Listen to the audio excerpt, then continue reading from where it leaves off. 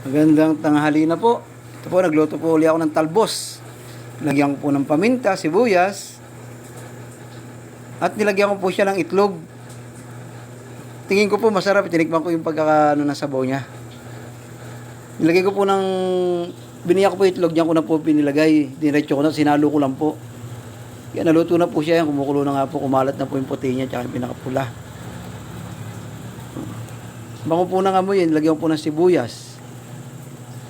Asin, yun. Nilagyan ko rin po siya ng luya. Yan po, sabaw ko ngayon. Tawag po, soup. Yan po ang naging kong almusal na magkasama na po uli yung tanghalian. Sabaw, masarap po kasi kumain pagka may sabaw, kahit na gagalang, na sabaw na, talbos, ganyan. Mas masarap pong kumain. Ang aking sabaw na ginawa. Salamat pong muli sa inyong lahat. Talbos na nilagyan ko po ng sibuyas at luya. Nilagyan ko po ng itlog. Salamat pong muli sa inyong lahat. Kainan na po muna. Hanggang sa muli po.